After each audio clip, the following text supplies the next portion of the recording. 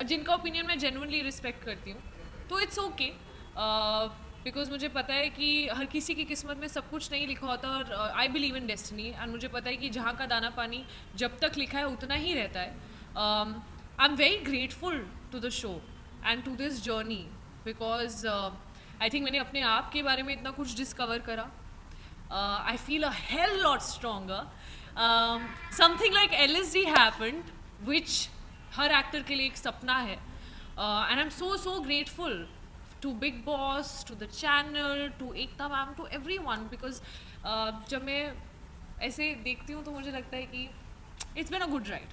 I wish कि मैं EV देख सकती, you know, टिश्यू बॉक्स लेकर and अपनी पूरी जर्नी दे सकती, but मैं घर जाके अपने रूम में खड़े होके वो ज़रूर देखूंगी अपनी जो जितना सपोर्ट प्यार सबसे मिला है genuinely. It's been so I feel so grateful. I really feel so grateful because I never thought I could do this but I did it. I am just very proud of my self. Okay तो निमृत ये जानना चाहेंगी अगर आप eliminate नहीं होते तो कौन होता, आपकी जगह कौन होना चाहिए था? मेरी जगह कौन होना चाहिए? फर्स्टली यार मैं कोई नहीं होती किसी की भी किस्मत डिसाइड करने के लिए कौन जाना चाहिए था कौन नहीं. ये सवाल आपको बताना चाहिए इस सवाल का जवाब कि कौन जाना चाहिए था कौन नहीं. नहीं बट आपको क्या लगता है टॉप 5 में कौन डिजर्व करता है कौन नहीं करता है वहाँ पर?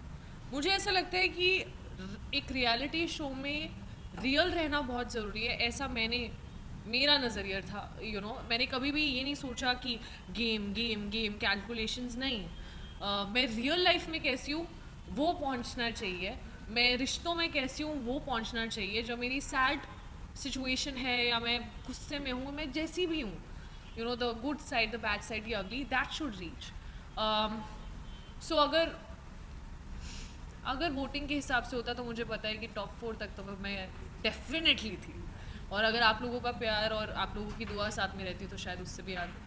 अभी आपने रिसेंटली कहा कि आप बहुत ज़्यादा स्ट्रॉन्ग हो गई थी, तो आपने आपका ब्रेकडाउन भी हमने देखा है शो में, तो क्या उसको लेकर आप और ज़्यादा स्ट्रॉन्ग हुई है या आई थिंक जब तक आप अपने आप को किसी भी टफ सिचुएशन में नहीं डालते हो तब तक आपको रियलाइज़ ही नहीं होता कि आपके अंदर कितनी स्ट्रेंथ है.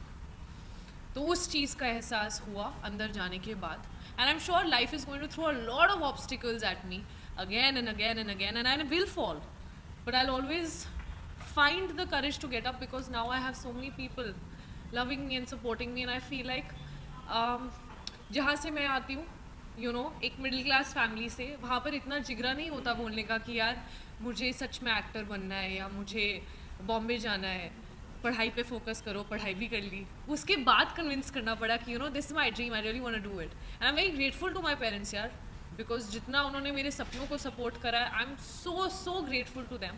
सो every time I fall, I now have so many people who I can inspire.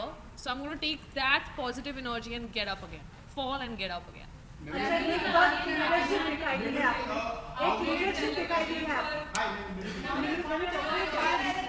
I just got out of Big Boss, guys. Yeah. आपने नेशनल टेलीविजन पर एक मेंटल हेल्थ को लेकर बात की, एंजाइटी के बारे में ओपनली कहा जो लोग नहीं कह पाते हैं. सो क्या आपको बोलने के लिए आपने बहुत बारी सोचा, क्या था वो करेज आपके, मतलब what do you have to say to the fans उस बारे में? सबसे पहले तो नेशनल टेलीविजन पे मैंने सब कुछ कर लिया ब्रो. तो इट्स नो डिफरेंट. जब चीज़ें हुई या जब मेरा डायग्नोसिस भी हुआ, जब भी उतार चढ़ाव रहे, whether it was conversations, interviews, I have always been vocal about it. I haven't shied away from it. हमें बुखार होता है, हम मेडिसिन ले लेते हैं, हम ठीक हो जाते हैं. And it is something that we need to speak more about. And it is very important कि लोगों में एम्पैथी एक दूसरे के प्रति और बढ़े. कितने सारे ऐसे लोग होते हैं जिन्हें पता भी नहीं होता कि उनके साथ ये हो रहा है until it gets too extreme. And no, there was never a hesitation. मुझे नहीं पता कि आज मुझे कितने लोग प्यार करते हैं, लेकिन अगर मैं 100 में से अगर 100 लोग भी मुझे प्यार करते हैं या मुझे देख रहे हैं, मुझसे थोड़ी सी भी इंस्पिरेशन ले रहे हैं, और अगर ऑनेस्ट रहकर मैं उन 100 लोगों को हेल्प कर सकती हूँ, उसमें शायद 10 लोग ऐसे हों जो एक्चुअली ये रिलेट कर सकते हैं इस चीज़ से, तो वही आपने कहा अपनी पेरेंट्स की वजह से आप बार-बार हीरो भी होंगे, सो वही एड ऑन या तो उसी के लिए ये जानना चाहेंगे कि उस वक्त आप क्या सोच रही थी, काफी आप इमोशनल हो गई थी, रो रही थी, उस वजह से काफी ट्रोलिंग का भी बात इतनी ट्रोलिंग करी क्या सबने, क्यों यार? तो मतलब उसके बारे में क्या आप सफाई देना चाहेंगे? सफाई क्यों दूँ सफाई? Okay, I just jokes apart, tell me honestly guys, क्या आप लोग अपने मॉम या डैड के साथ ऐसी कॉन्वर्सेशंस नहीं करते हो? I really want to know this. I think we all have had these conversations. हर फैमिली मेम्बर के आप मतलब मुझे ऐसा लगता है कि पेरेंट्स और बच्चे का एक जो रिश्ता है वो सबसे प्योरेस्ट है. मतलब स्पाउसेस के अंदर भी उतना प्योरिटी नहीं रहता है जितना एक बच्चे और एक पेरेंट्स के बीच का एक वो रिश्ता होता है. मेरे डैड अपने पर्सपेक्टिव से बिल्कुल सही थे, क्योंकि उन्हें पता था कि इतना ही टाइम है और मेरे को 10 पॉइंट्स हैं जो मुझे इसको बताना है, क्योंकि हर पेरेंट को अपने बच्चे में सही पोटेंशियल नज़र आता है. They know their child's true potential and they want the child to flourish, which is right. But I can also not deny the fact that my dad is a Fauji dad. He is very strict. And he was like सबकी moms वगैरह आ रही थी, हमें मेरा बच्चा इतना प्यारा, सब बहुत अच्छा कर रहे हो, बहुत अच्छा कर रहे हो. तो मेरे डैड ने बोला कि शाबाश, you doing very well, I am very proud of you. और उसके बाद उन्होंने जो एडवाइस मुझे देना शुरू करा, उन्होंने एक बार नहीं उसको 10 बार रिपीट किया. एंड यहाँ मैं अपने मन में 100 दिन से इतना सब कुछ अपने दिल में लेकर चल रही थी कि आई वाज लाइक, डैड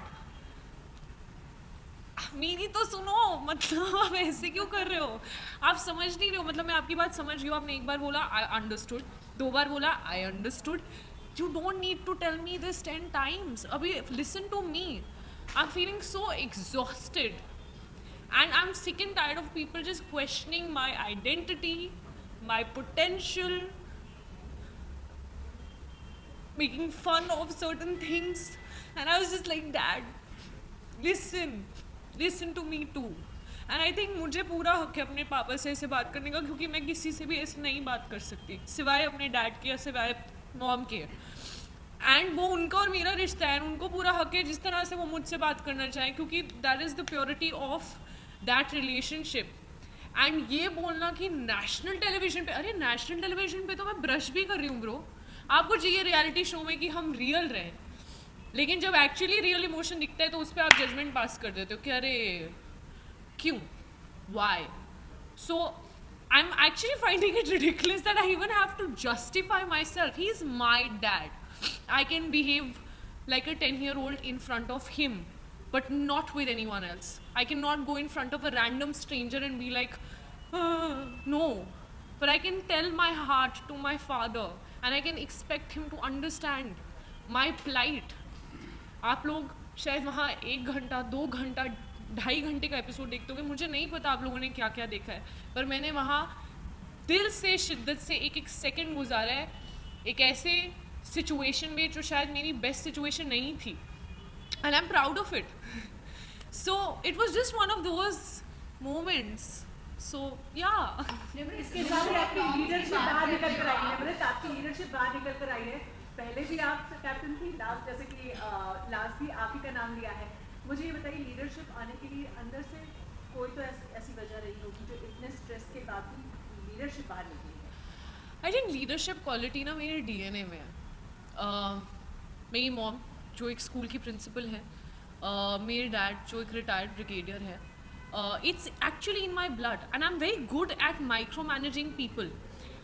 मेरे अगर आप पर्सनैलिटी को शायद ऑब्जर्व भी किया होगा, जो सब बोलते थे कि जब कैप्टन बनती है तो एक अलग रूप है ना. सब ने बोला है.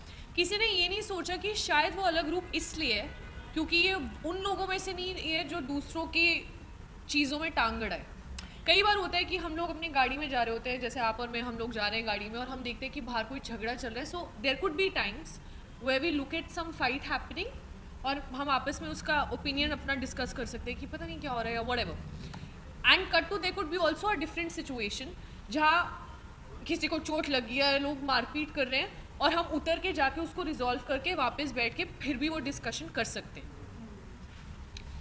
आई कांट बी समवन जो अननेसेसरी चीज़ें करें, जो मतलब अगर एक आलू पे लड़ाई हो रही है, I am sorry but it is too petty for me to even have a fight on that, really. And I can't fake it. कि ओ अच्छा अभी 150 कैमरा है, रेलिवेंट रहना है, हाँ मुझे भी ऐसा, no I am not that person, but my way of looking at life is always trying to find a solution.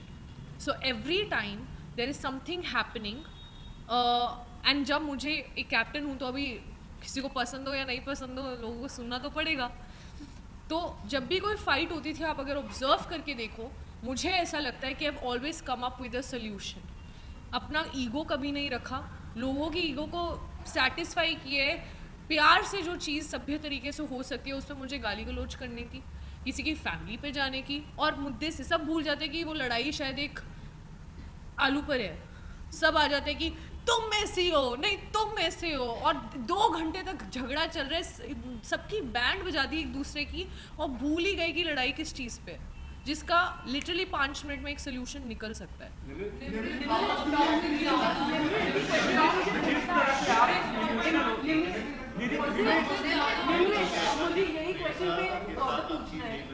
सब जानते हैं, हाँ. बट हमने अक्सर देखा है कि कभी-कभी शिव जब प्रियंका से बात करता था, हाँ. तो आप थोड़ा अपसेट हो जाती थी, गुस्सा हो जाती थी उससे, तो ऐसा क्यों? मतलब इसका मैं एक कानून बताती हूँ कि दोस्ती में ना अक्सर एक हक रहता है, और अगर सामने वाला ये हक जमाए कि तुम अगर जैसे उनको नहीं पसंद, कि उनको अर्चना जैसे नहीं पसंद, तो अगर शिव को प्रॉब्लम हो सकती है मेरी अर्चना से बात करने की, तो फिर मैं भी क्यों ना हक जमाऊँ.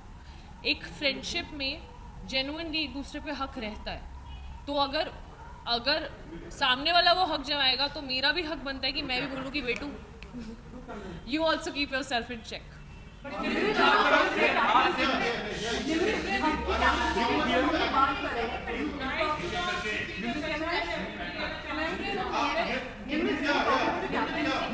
You were not आपके वो बिग बॉस ने कैप्टन बनाया दोनों बार, नॉट द घर वाले. तो डू यू थिंक कि उनको ये नहीं लगा कि यू आर फिट कैप्टन और बिग बॉस ने ही आपको बनाया था? It wasn't their votes and maybe captain. Firstly, I want to remind you that captaincy never happened on votes. And which are the 2 times that you are discussing about Big Boss making me the captain? The first week जब Okay. आपको तो अभी first week की बात करते हैं सिर्फ. First week घर के अंदर घुसकर सबसे पहले बिग बॉस ने बोला था अगर आप घर के सारे सदस्यों को कन्विंस कर लेती हैं कि ये उनका कमरा रहेगा और ये उनकी ड्यूटीज़ रहेंगी तो आप बनेंगी कैप्टन. जिसके आई थिंक 2 या 3 दिन बाद मुझे फायर किया गया था. शालीन के साथ मेरा बाकायदा एक टास्क हुआ था जो मैंने जीता था. तो sorry but nobody served the captaincy to me on a platter. लिमरिक how much do you agree with the fact starting से कहा गया कि it has been आपकी बहुत proclaimed close that friend you है. have been seen? 1 second left. Yes.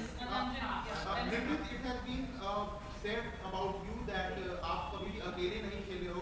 Everything has been served to you in a platter. Like starting में captaincy मिली आपको, and में टिकट टू फिनाले भी मिला आपको. So how much do you agree with the fact that you have never played from your side? आपको बस एक push दे के आगे बढ़ाया गया है. क्या आपको ऐसा लगता है? Yeah, how much do you agree with that fact? क्या आपको ऐसा यही लगता बात पे हाल We are asking ने भी you. यही बात कही थी अभी कि हमें आपसे लिमरिक और जानना चाहते हैं. सुम्बुल को एज इन लाइक हर बार जगाया जा रहा है. तो आप क्या कहना चाहेंगे क्योंकि आपके ही फ्रेंड्स आपके लिए ये कह रहे हैं और 1 second, I'll merge the two, okay?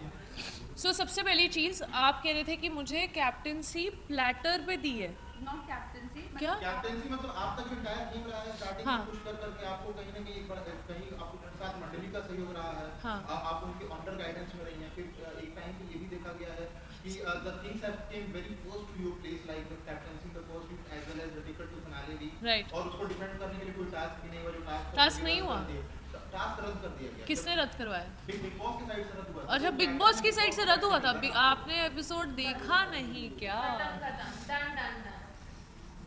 Nimrat आपसे पूछना था लव सेक्स और धोखा लास्ट क्वेश्चन. अच्छा वन लास्ट क्वेश्चन